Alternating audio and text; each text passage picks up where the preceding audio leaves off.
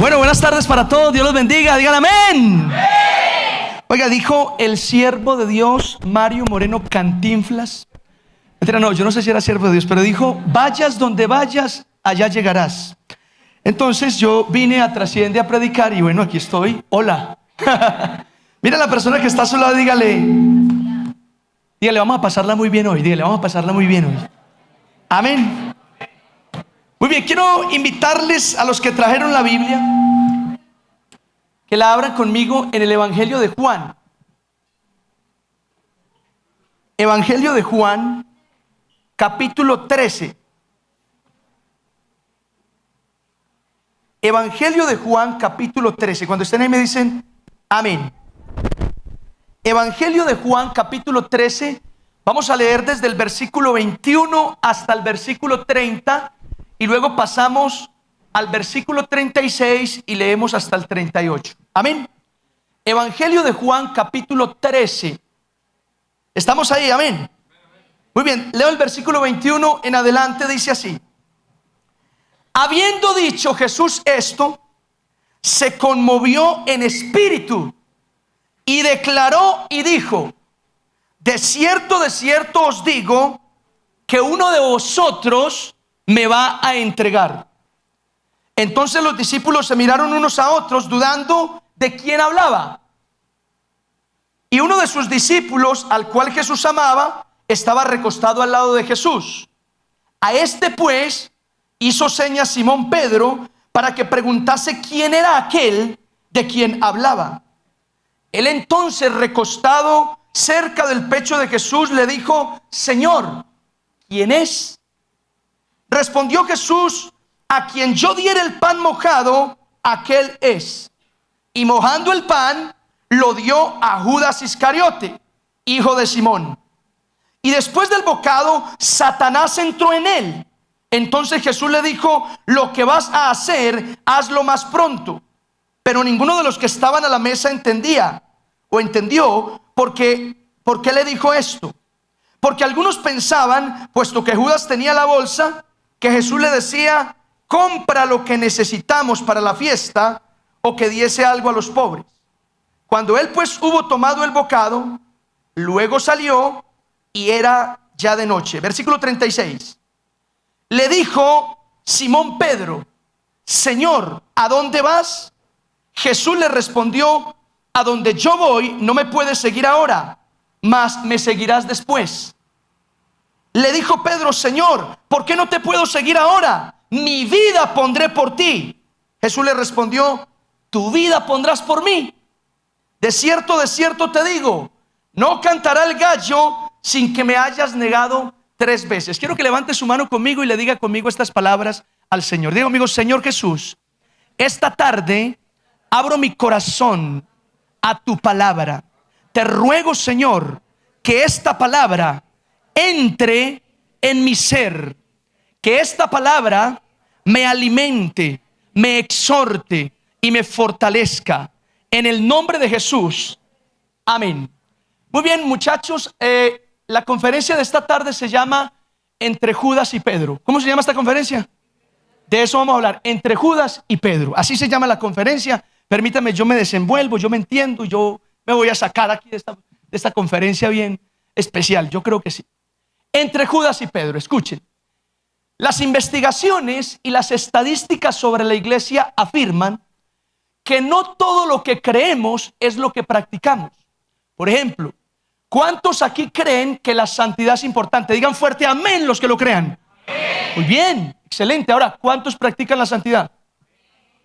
Uy, me armó demasiado los amenes, ¿sí o no? Evidencia de que no todo lo que creemos es lo que practicamos. Otro ejemplo, pero digan fuerte amén si en verdad lo creen, con sinceridad. ¿Cuántos aquí creen que el evangelismo es importante? Amén. Muy bien, ahora, ¿cuántos practican el evangelismo? Hey, mi hermano. Dijo doña Florinda: las estadísticas no mienten. Ok, es real esa estadística. No todo lo que creemos es lo que practicamos.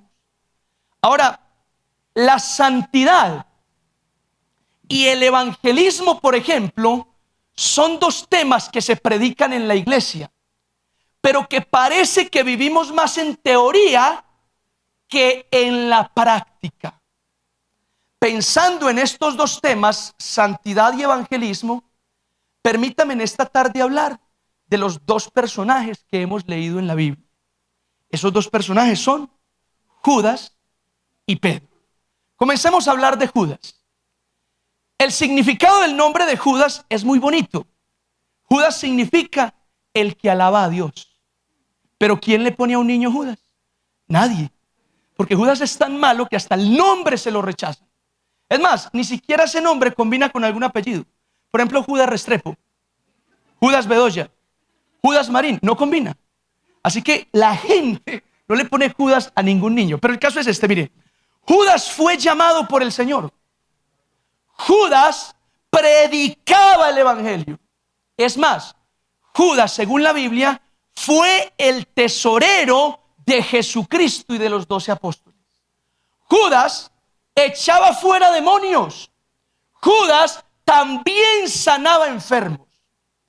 Pero por alguna razón, Judas dejó entrar en su corazón la avaricia.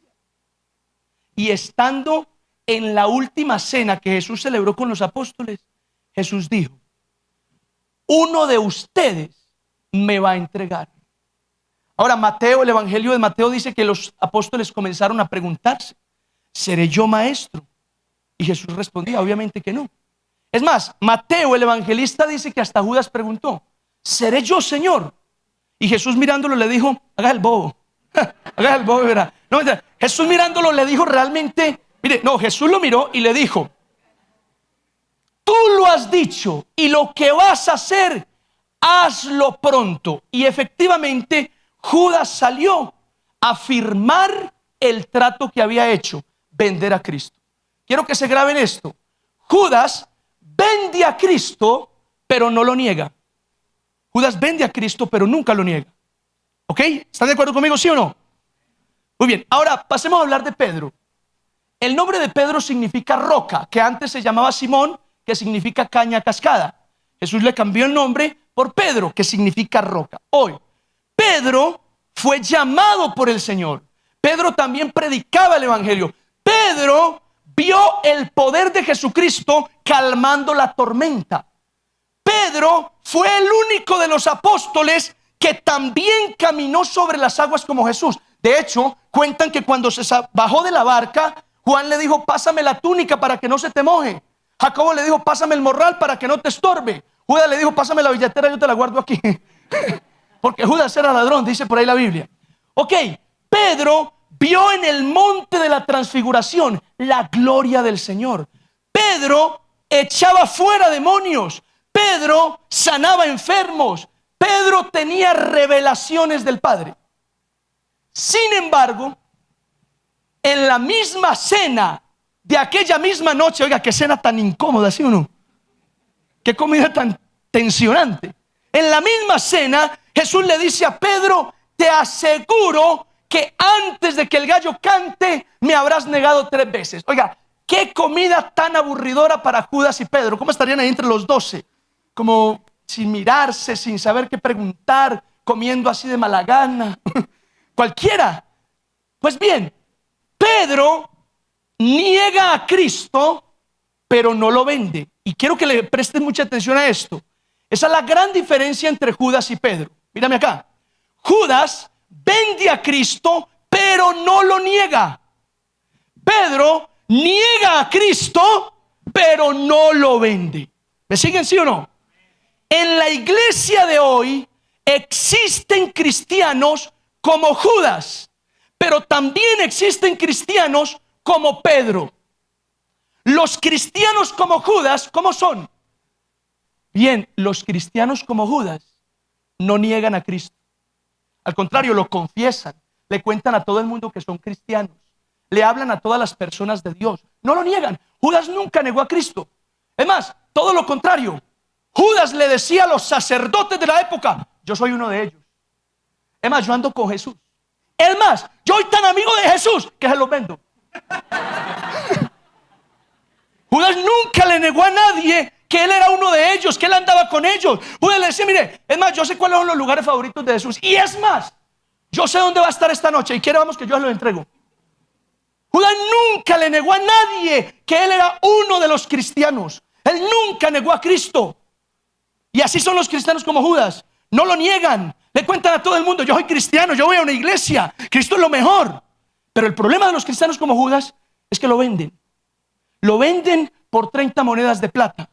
Entiéndase las 30 monedas como el pecado.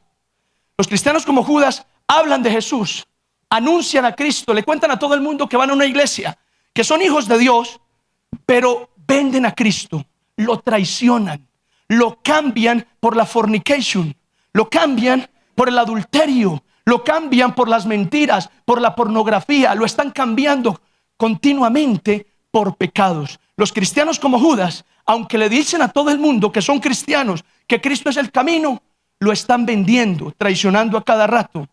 Están fallándole al Señor. Digan conmigo, ay, ay, ay. Mire que está a su lado, dígale, si vio, yo le dije. Si vio, yo le dije, pelado. Ok. Yo conozco personas que están mal con el Señor, pero mal con el Señor, y predican que da miedo. Yo conozco cristianos que viven mal con el Señor y predican más que el apóstol Pablo. Le hablan a todo el mundo de Dios. Esos son los cristianos que uno se pone a reflexionar. Hombre, si ese cristiano estuviera bien metido con Dios, sería una bomba. Así son los cristianos como Judas. No niegan a Cristo, lo confiesan, lo predican, lo anuncian, pero viven mal con Dios. Lo traicionan, le fallan. Ahora, los cristianos como Pedro son todo lo contrario. Los cristianos como Pedro no lo venden. Pedro nunca se le pasó por la cabeza vender a Cristo para lucrarse.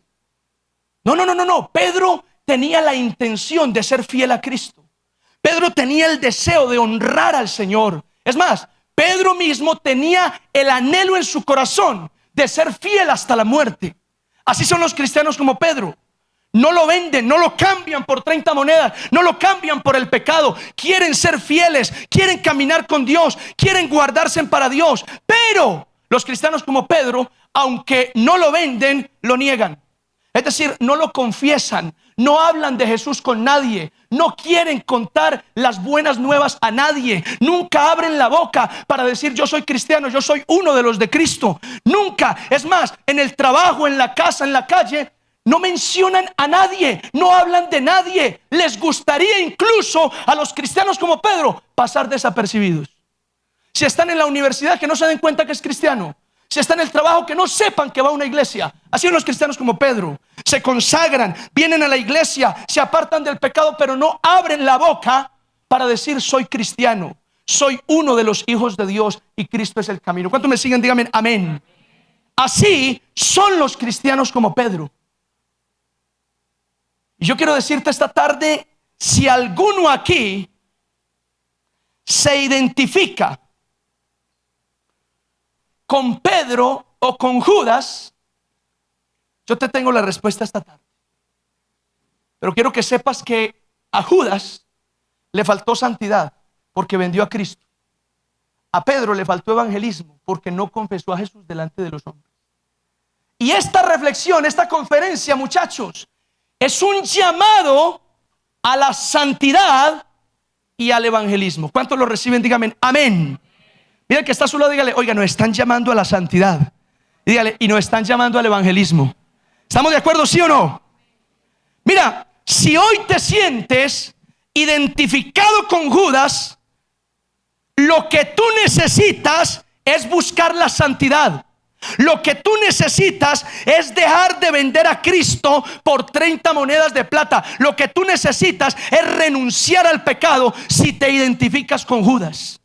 La Biblia dice en Hebreos capítulo 12 versículo 14: seguid la paz y la santidad, sin la cual nadie verá al Señor. Yo quiero que sepas una cosa: tú y yo debemos vivir en santidad. ¿Saben por qué? Porque sin santidad nadie verá al Señor. ¿Quién recibe esta palabra, por favor? Dígale que está a su lado, mire, sin santidad no podrás ver al Señor. Sin santidad nadie, hermanos, nadie, muchachos, nadie podrá ver al Señor. Y quiero que sepan una cosa: que tal vez usted dirá, pero bueno, estamos hablando de evangelismo y ¿por qué tiene que ver la santidad? Tiene que ver mucho, porque la santidad es otra manera de evangelizar. ¿Cuántos dicen amén a esto? Mire, yo les cuento una cosa. Cuando yo me convertí al evangelio tenía 16 años. Todavía estaba estudiando en el colegio. Yo me convertí en vacaciones. Y en las vacaciones disfruté de la iglesia, iba a los ayunos, participaba en los cultos, estaba en las vigilias, enamorado de Dios. Pero cuando se acabaron las vacaciones y llegaron los días de clase, para mí fue un tormento, para mí fue una tortura. Porque entre otras cosas, en el salón yo era indisciplinado. A mí me gustaba la recocha, los chistes, las bromas, todavía me gustan. Pero bueno, había mucho desorden con los compañeros. Así que pensaba en mis amigos que eran todavía peores que yo. Y el primer día de clases para mí fue un calvario. Porque ¿cómo llego al salón con mis amigos convertidos al evangelio? Ahora, se llegó el primer día de clases, me levanté a orar y comencé: Señor amado, en el nombre de Jesús, Señor, que mis amigos me digan felicitaciones. Que mis amigos digan: yo también quiero. En el nombre de Jesús lo declaro. Me arreglé y me fui para el colegio. Mi salón quedaba en el segundo piso, al fondo del pasillo.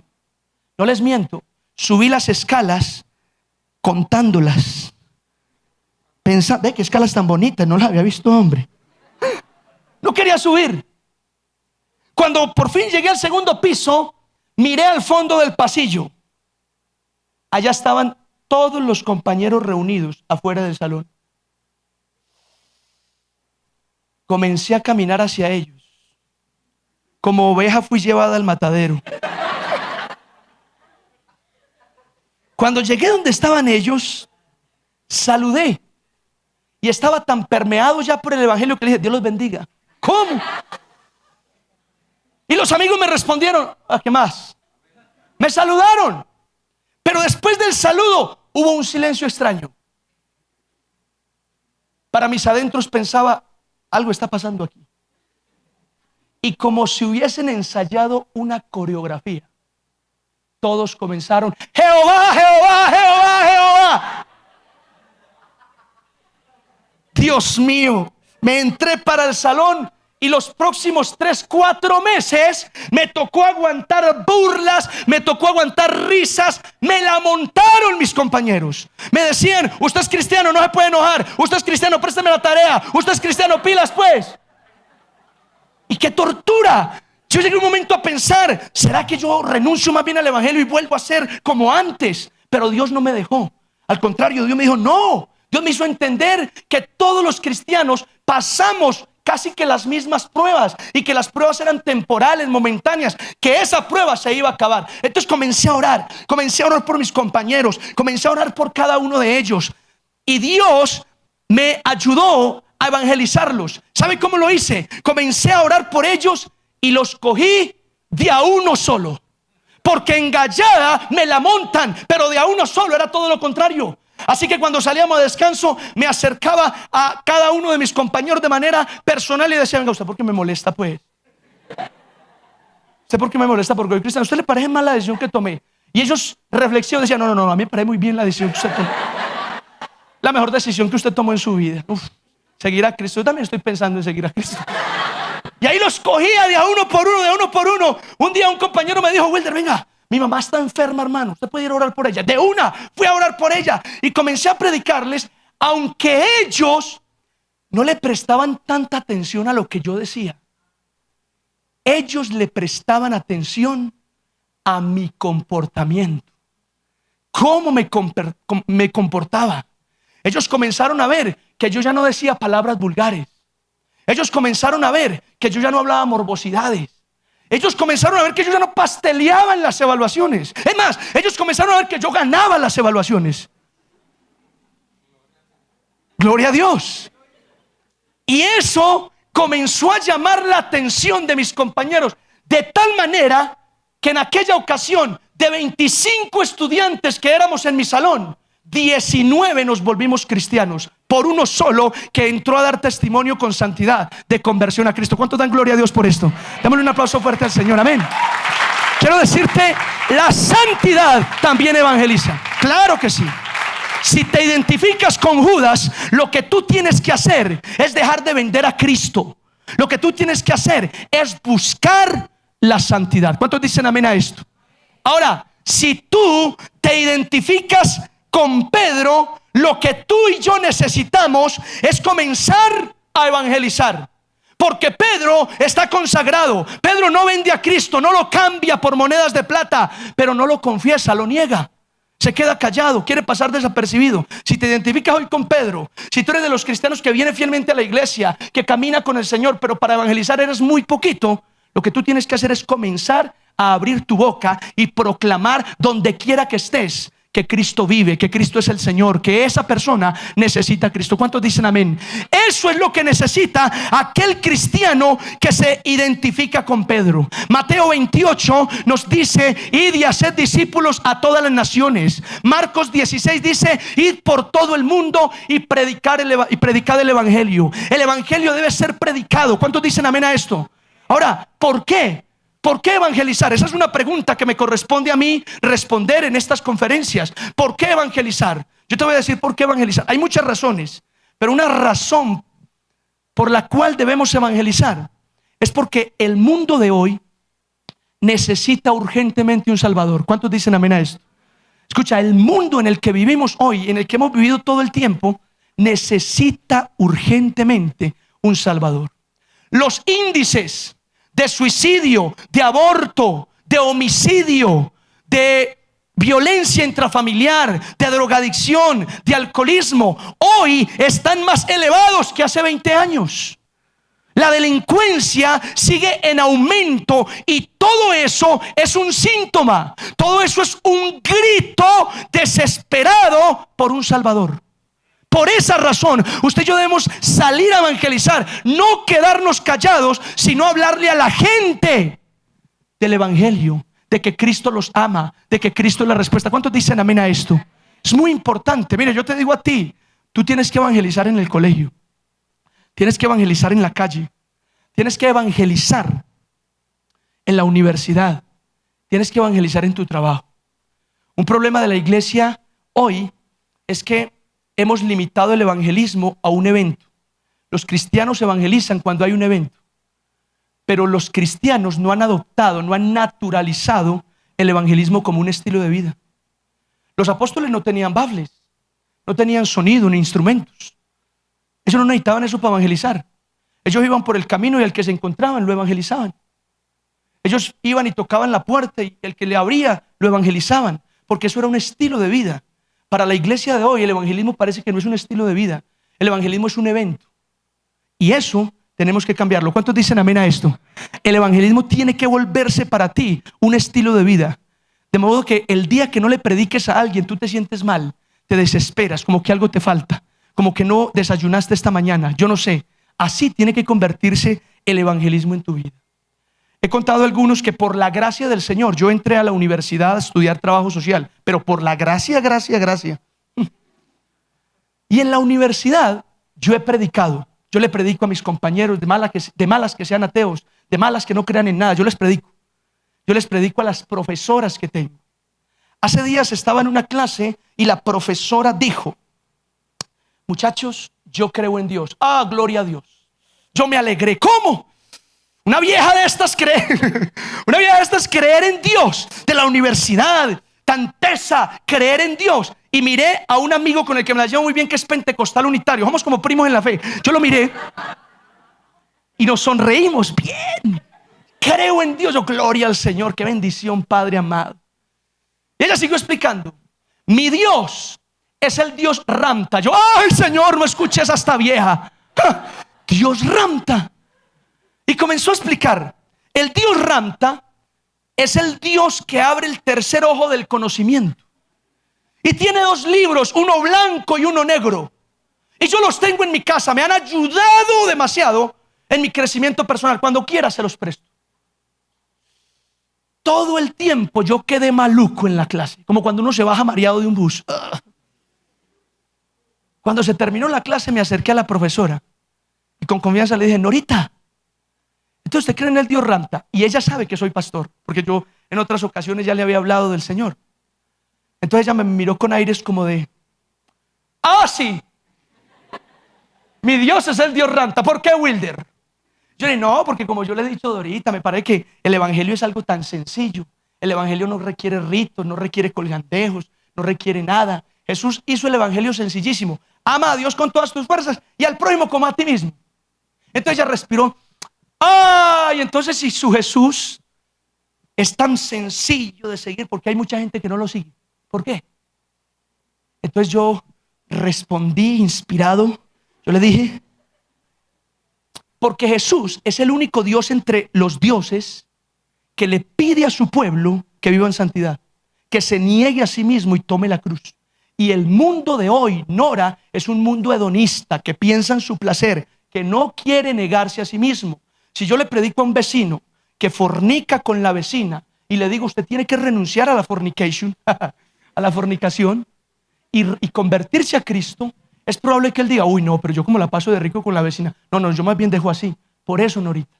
Entonces Norita como que, no sé, si se quedó con una buena respuesta o no se quedó, o no sabía qué decir, pero dijo: ah, bueno, Wilder, allá usted con lo suyo y yo con lo mío.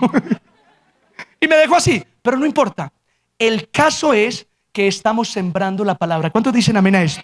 Lo que yo quiero decirte a ti esta tarde es que tú tienes que evangelizar, tú tienes que predicar la palabra. ¿Dónde, pastor? Allá en el colegio, allá en el barrio, allá en la universidad. Hoy que estamos aquí en Trasciende, vamos a salir a predicar allí en la cancha, allí en un sector que hemos delimitado, que hemos determinado, y hoy vamos a salir a predicar. ¿Cuántos lo reciben? Díganme amén. Ahora, ¿cuáles son los obstáculos para evangelizar? Muchos, mire, muchos tenemos obstáculos o no tenemos, nosotros mismos ponemos los obstáculos. Mire los obstáculos de uno: ah, es que me da pena. Otro obstáculo: ah, y si no me creen. Otro obstáculo: ah, es que se me burlan. Yo quiero decirte, no importa. Si te da pena, trágate la pena y habla. Y a Cristo lo ama.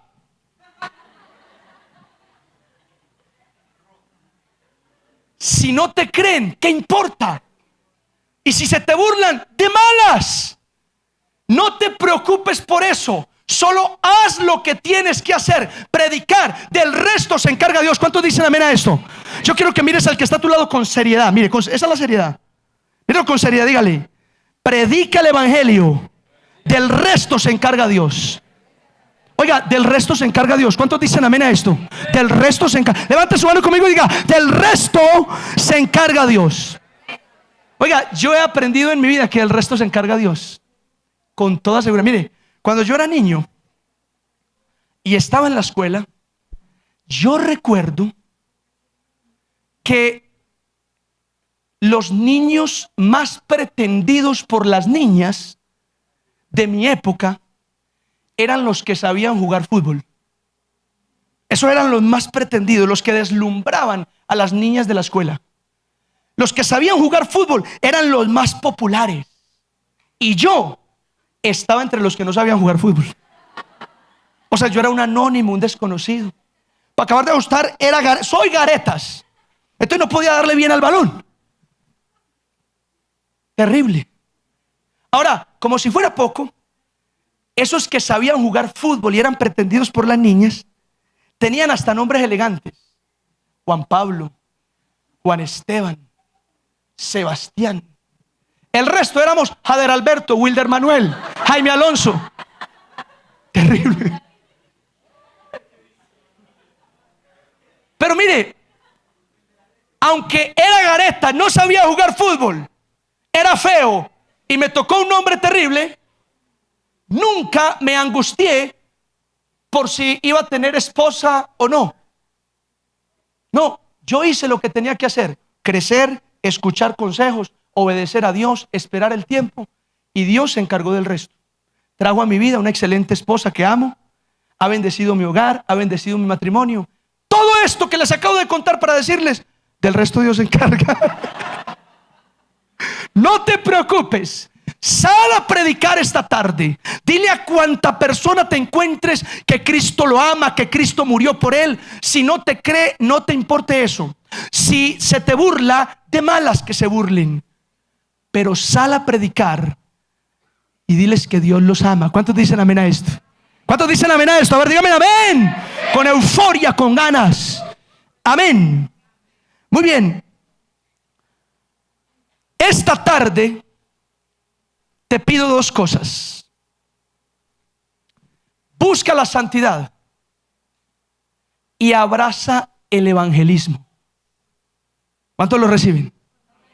Te lo repito, busca la santidad y abraza el evangelismo. Y yo quiero que sepas una cosa, aunque tú no lo creas, la santidad y el evangelismo tienen una estrecha relación. La santidad y el evangelismo no son dos temas divorciados, todo lo contrario, son dos temas unidos, amalgamados. Te lo demuestro. Isaías capítulo 6. El profeta se encuentra en el templo y allí tiene una visión. Isaías se encuentra en esa visión con la santidad de Dios. Y dice la palabra que un serafín que volaba alrededor de la gloria de Dios se acercó al profeta con un carbón encendido y lo tocó. E Isaías fue santificado. ¿Me sigue, sí o no? Y después de que Isaías fue santificado, Dios dijo: ¿a quién enviaremos? ¿Quién irá por nosotros? Entonces Isaías respondió: heme aquí, envíame a mí. Ese pasaje, ¿qué significa? Significa que para Dios, antes de ser enviado, es necesario que seas santificado. ¿Cuántos dicen amén a esta palabra? Mira, el evangelismo es más efectivo en santidad. La santidad le da fuerza al evangelismo. No quiere decir que si tú estás mal no puedes hablar de Dios. Habla de Dios. Pero te aseguro que sería mucho mejor si consagras tu vida al Señor y sales a evangelizar. Verás un respaldo como nunca antes. ¿Cuántos dicen amén a esta palabra? Hoy quiero que sepas una cosa. A Judas le faltó santidad porque vendió a Cristo por 30 monedas de plata. A Pedro le faltó evangelismo porque negó a Cristo. No lo confesó delante de los hombres. Quiero invitarte para que, al igual que Judas, arrojes las monedas y tú vengas a Cristo. Judas no lo hizo, pero tú sí. Y quiero invitarte para que, al igual que Pedro, que lloró amargamente por haberlo negado, también te acerques al Señor y le digas: Señor, perdóname todas las veces que te he negado, que no he hablado de ti, que he tenido oportunidad de evangelizar y no lo he hecho. Amén. Termino con esto. En la película 300, el rey Leónidas con sus 300 soldados al final de la película mueren atravesados por las flechas del ejército de Jerjes. Y mientras están en el campo de batalla, el rey Leónidas está resistiendo la muerte, atravesado por muchas flechas. De repente se le acerca un soldado moribundo y le toma la mano y le dice: mi rey, fue un honor morir a tu lado. El rey Leónidas lo mira y le dice: fue un honor vivir al tuyo. Hoy quiero invitarte para que busques la santidad y abraces el evangelismo con todas tus fuerzas. Te aseguro que el día de tu muerte le vas a poder decir a Jesús: mi rey, fue un honor morir a tu lado.